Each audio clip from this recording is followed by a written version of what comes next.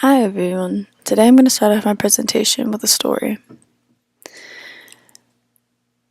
There was once a student who received a letter from home, and as he was reading the letter, he immediately got super upset, and the teacher noticed. The teacher asked him, "What's wrong? Why do you look so sad?" And the student said, "Well, my sister, she died." And the teacher said, "Oh my goodness, I'm so sorry." Then the student gave the teacher the letter, and the teacher read it. And then she said, No, your sister's not dead. She's excited. She's pickled to death, which means excited, happy, everything like that, not dead." The student went, "Oh, I was really confused, but that means she's happy? Oh, I'm so relieved." Now I want you all to remember that. Today I'm going to explain the history, because in order to understand now, you need to understand the history. Deaf education a long time ago, around 1817, started with deaf educators setting up schools, such as Laurent Clerc and Gallaudet. They came together and set up their own kind of school, and over time, students came to study and learn.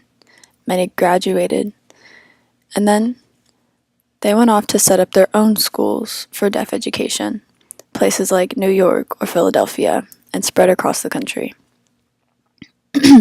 Different deaf institutes were set up all around, and you can imagine how many schools that there are for deaf people in big deaf communities.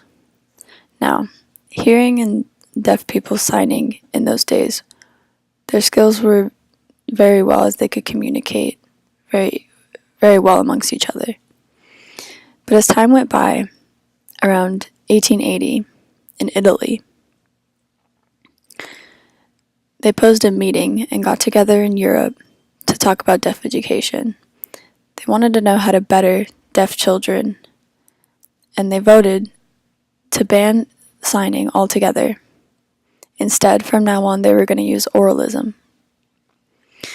America heard about this, but they decided that they were going to stay signing and not switch the ways just yet.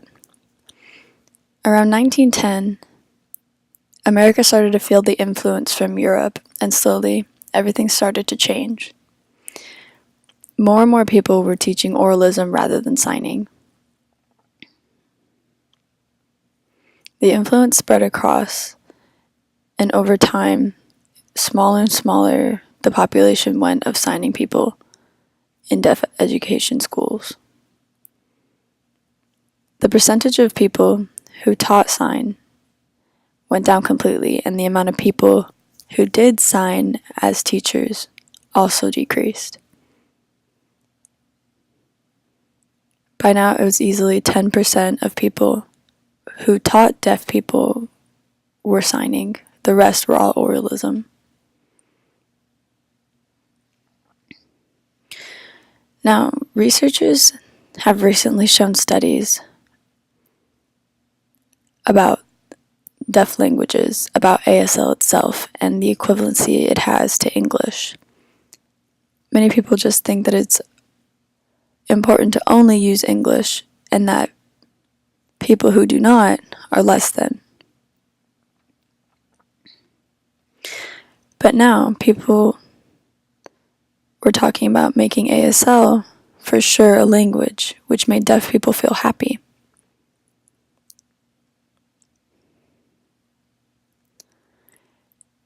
People started to find out that deaf people had their own kind of culture, and were taking pride in their language and their community. And as time continued, deaf people were looking back at the oppression that they received, that they otherwise did not realize was oppression. The different labels and the words that were used to describe them, such as hearing impaired, or using things like a TDD, back then were okay to them, and they understood. People said that they had a communication disorder, which they also accepted. But now, as they're finding different things out and the culture is changing, they're looking at that and realizing that that is not right, and that they should be able to identify themselves rather than what everyone else is saying. Slowly they started to change things, such as hearing impaired. Instead of saying that, they'd say they were deaf. Instead of using a TDD, they would use a TY.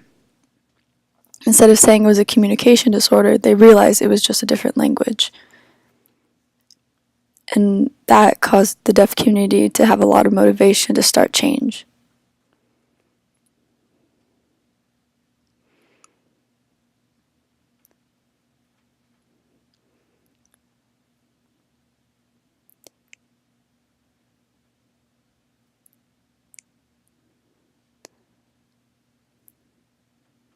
Hearing parents with deaf children tended to take their children to see doctors or different kind of places who told them that they shouldn't learn to sign. They should learn how to speak. They should use a cochlear implant or hearing aids, and that signing was not normal, and that deafness was not normal. So they wanted to try to find ways to fix them. But now, deaf people are starting to realize this, and they're starting to try to influence hearing parents to teach their deaf children to be in the deaf community and to sign. Deaf people are trying to influence hearing parents and accept them into their community to help better their children's education and life.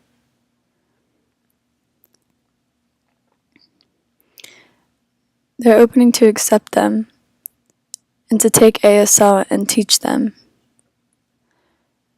and to allow hearing people to have the same skill level of signing as deaf people.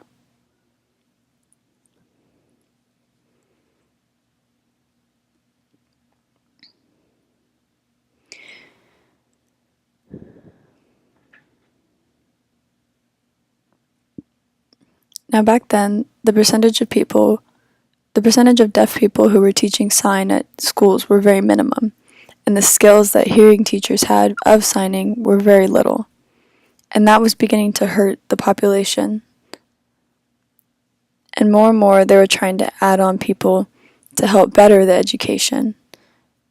And they realized that if you taught a hearing person the correct grammar, how to sign correctly, and how to actually teach deaf people, there was no need to get rid of them, because they could have the same skill level as a deaf educator could.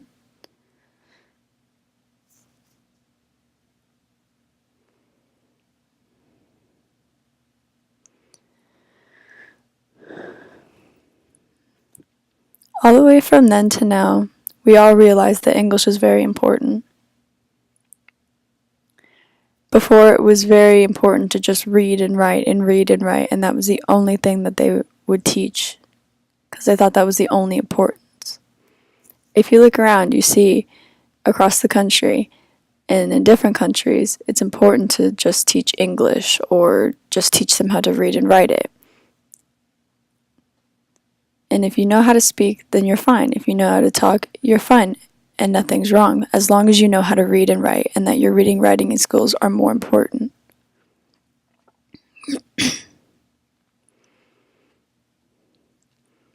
Deaf people today are realizing that ASL2 is important, and that it is important to have both skills in English and ASL, which is called bilingualism, which means that you have fluency in 2 languages.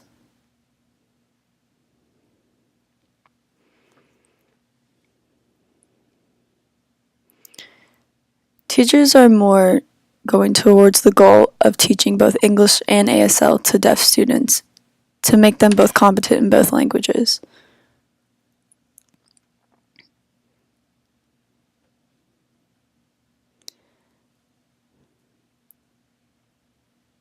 It's important to want to share the language among the deaf community and have both instead of just having one or another, or not being taught it in other places than just school, instead having them be learned by their social peers and learned by family, instead of just learning something and then going home and being taught something else. Deaf people realize that English is very important, and that we have to figure out ways to learn English by using ASL and by reading, by helping explain.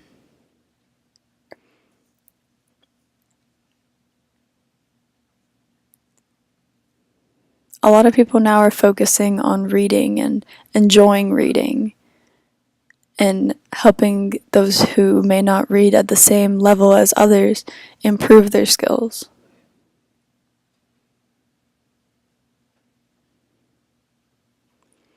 If you never read before, then you can't read. If you don't read, that doesn't mean that you're not a good reader. It just means you don't read as much. So when learning English, it's important to read to gain the skills to read.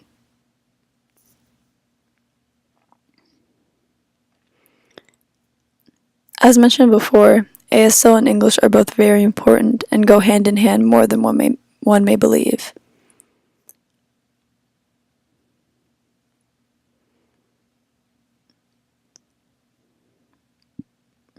Having literacy means what exactly? It means that a person can look at the world and understand. They can see the change, they can see different things happening. They can see events that are happening before and up till now.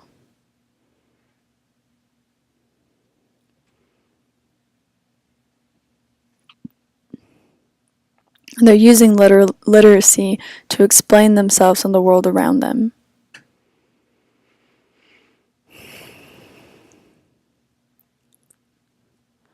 Literacy means that someone is free in their thoughts and their activities and they can do what they want. They have the structure of life to understand everything and the changes around them. That concept goes hand in hand with culture. It's easy to understand that different places have different cultures. And it's important to know that if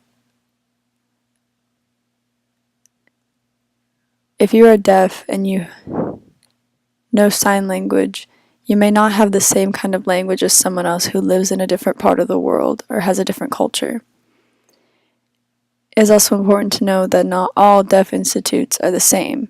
You could ask a student where they go to and what institute they go to, how much ASL they learned as a kid, and the percentages will vary. Whether they were mainstreamed, whether they were in an institute. But people are looking at that as if it's a bad thing. If a student is not in an institute, but they are rather mainstreamed, people look down on that.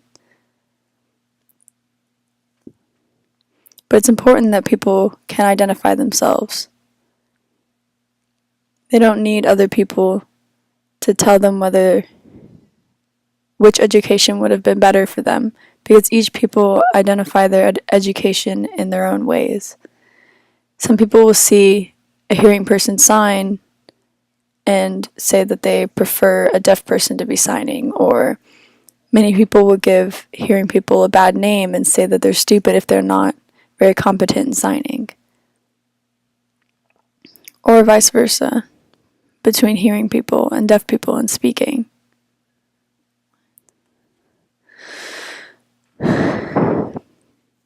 Most people believe that deaf people's language competency will grow more if they're put into a mainstream school. However, the communication barrier is way too thick, and people can no longer communicate in the same way that one would be if a deaf student went to a deaf institute. It is hard to relate to someone when you don't have the same communication.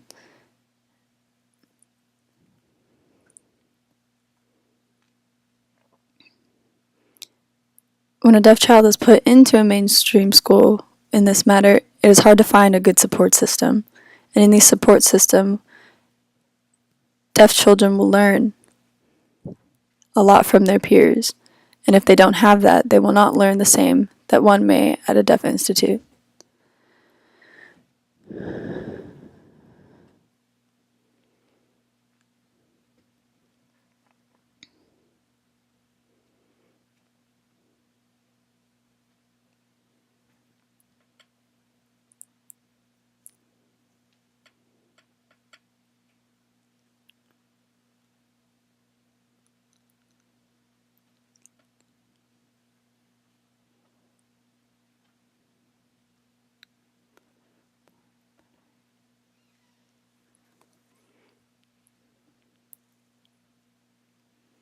Now, remember the story that I told you about hearing parents and their children, or how 80% of hearing parents do not sign? And we realize that it's important to understand that ourselves. Now, remember the boy in school, the story that I told you about, how he was so upset and about his sister dying, but the teacher realized that there was more to that. At home, his parents did not sign. His parents didn't communicate with him very much, if ever.